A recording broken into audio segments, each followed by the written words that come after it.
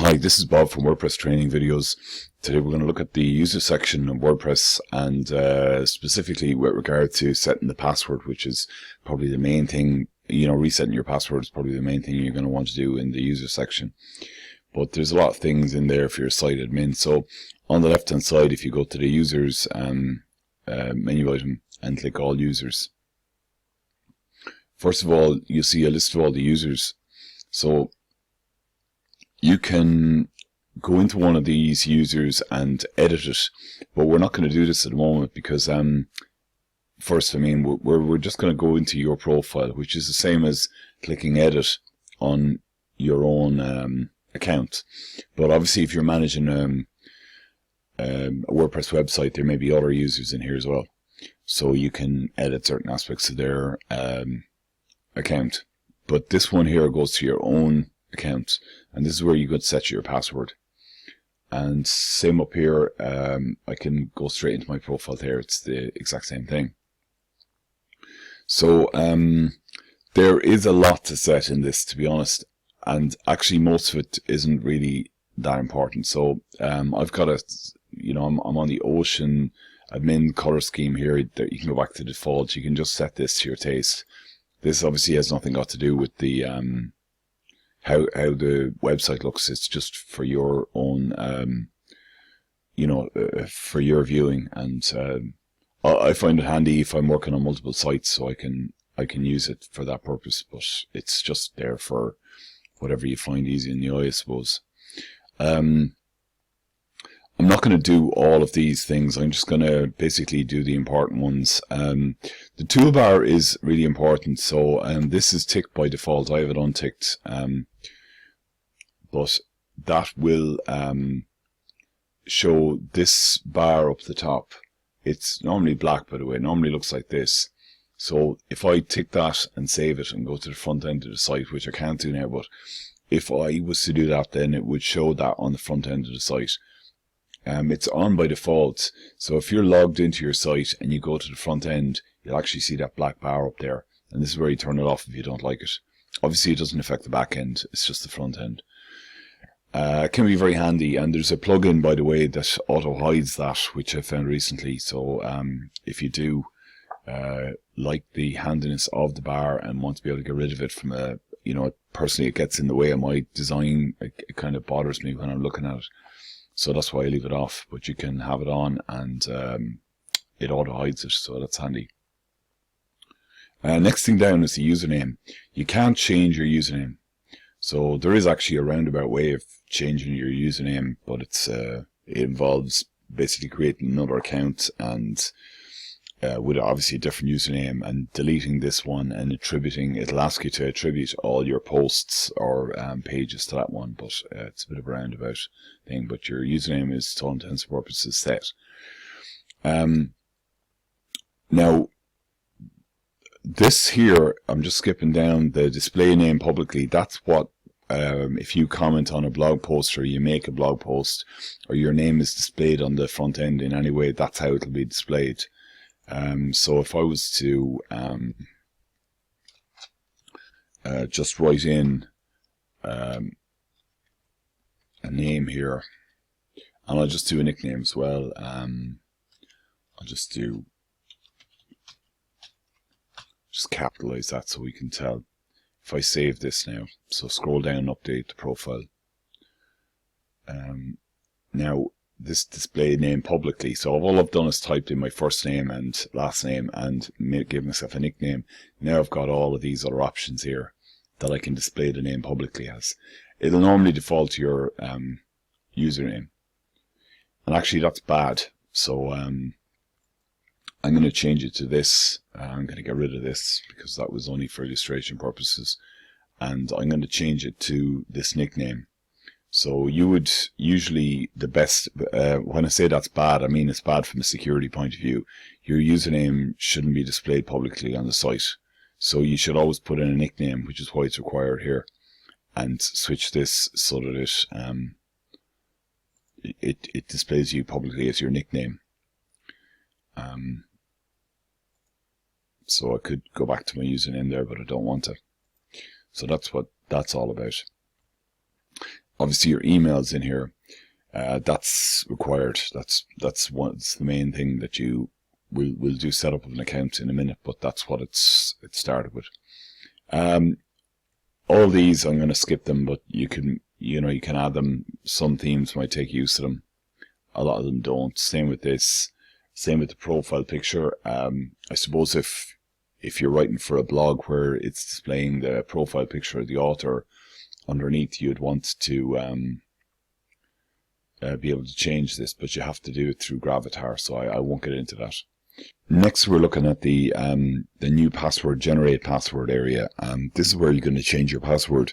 It's called generate password, but it just generates a password for you, but you don't have to use the password. So basically, you're just going to type in a strong password in here. You can actually use 3 words, that are not connected, like yellow, rise, lemon. Well, lemon is connected with yellow, so it probably knows that. Organize. Okay. Usually you need to put spaces in here to make it strong, but it's possible to do that. So you do have to make a strong password. My system is a little bit different. If I try to do a weak password, it won't allow me to, but if for some reason you can press confirm use of weak password, and in the base WordPress install, it'll allow you to do a weak password. Obviously don't do a weak password. It's extremely easy to, there's thousands of WordPress websites being hacked every day. So make a strong password and don't tick this button if it comes up. So it'll disappear if you do a strong password, and that's your password. I'm not going to change my password, but I would just press update profile. One thing I'd point out, see if I can maybe work it out here. If that was my password, I'm just trying to do a bad one on purpose. If I press update profile, it won't allow me to change this. Well, it won't allow me to change anyway because I've got confirmed password.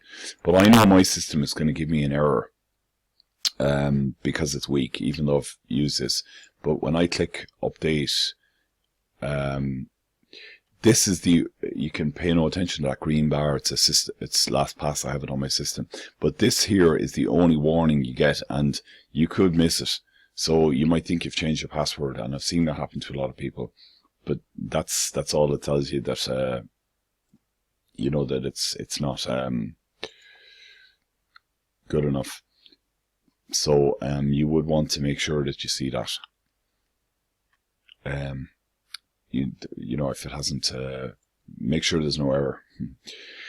Okay, so that's your profile. If I go back into add users now, I can now look at other users profile. So I'm in another user's profile now. It's the exact same thing. I can change everything for them. I can change their password, everything. The one thing to note here is that there's a role, so I can change the role. Now I've got extra roles here because of certain plugins I've used, but the basic roles for WordPress are contributor subscriber. These are not in order, but it's subscriber is the lowest. Then I think it's contributor, then author, then editor, and then administrator. I think that's it. So you can change other people's roles. If you're an admin, you can change other people's roles to different things, and that's going to block out some of these, and they'll block them from doing certain things. So that's what that's for. Next, I'm just going to add a new user. So I've just ticked this here. I could have done this, by the way, from the in here, either same thing. I'm just going to add a new user to here. So I'm going to do the minimum. So I'm going to just give it a username, and I'm going to do a bogus email for this. You shouldn't really do a bogus email, but it's just for the video. But you can actually do it that way if you don't have an email set up for them yet and you just want to give them a login, but you won't be able to send it to them here. So I usually don't set these up for people. They can do that themselves if they want. And now the password, when you say show password, it's going to show the password. The idea is that if I keep this ticked, it'll just send the password. I won't even know what it is. They'll get an email about it. But if you want to deliberately change the password, for clients, I normally change that to something easy to remember, and just advise them to change it afterwards. And then I don't usually send it to them manually, so I untick that, but it's whatever way you want to do it. It's important though to pick the role for the this user, so the appropriate role. Again, these are extra roles from plugins, but you're going to pick, you know, an admin if they want them to be admin, and the next down is an editor, and so on. Then you just press add user, and it's going to create that user. I'm going to untick that so it doesn't try to send something, and I'll just make them an author. And it's going to create that new user. I mustn't have had a password in there. So, don't know what I did wrong there. So it's created this, and I can go into edit here and change anything I want to in here. And when the person gets this account, they'll go into their profile and they'll end up here. So finally, I think I'll see if I can have a look at the extra roles. Okay, so I've just gone into my plugins, and I've got these two plugins. Neither of them are activated, but I'm just going to activate both of them, and I'll show you what they do very briefly, because it's not a video on these. And the user role editor in particular is you could do quite a bit on that. So I'll go back into my users now again, and I've got some extra things. So for the user switching plugin allows me to literally switch into another account. So I'm in a different person's account now. So I can switch back. I can do various things in here and switch back. This is handy for setting up their account in a particular way if you wanted to do that. And then the other one is the user role editor. So with the user role editor, and again, there is so much to this plugin. It's a brilliant plugin, but there's a lot to it. The idea with it is I usually tick this. The idea with it is that I can create roles or edit roles. So this one here, this site owner, as far as I know, I created that role. So I could, if I wanted to have a role that was the exact same as the administrator, but it didn't have certain, I didn't want them to be able to install themes, then I could, this is new since last time I checked it, so I'm not sure how to use it anymore. I'll have to figure it all out again. But there used to be a button for select all, so I don't know where that's gone to now. But anyway, I could create a role, and yeah, I think that's it. If I add a role here, I'll just do test role. So this is the ID, so you need it to have no spaces or capitals.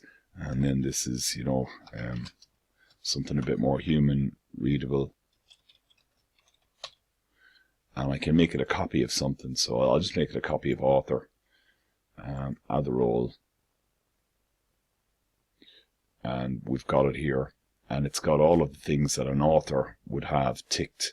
And suppose I say, well, I want them to be an author, but I want them to be able to create pages and delete pages. Now I can just update that role. And now if somebody is in my test role, they can delete pages. And again, yeah, I'm a little bit thrown by it because it's completely different than it was. But basically, that's the general idea. You can also add capabilities, delete roles, edit roles, and all that. So anyway, I've got that role created. The idea would be, if I go into my users now, if I wanted to edit this user here, I can apply that role to them now.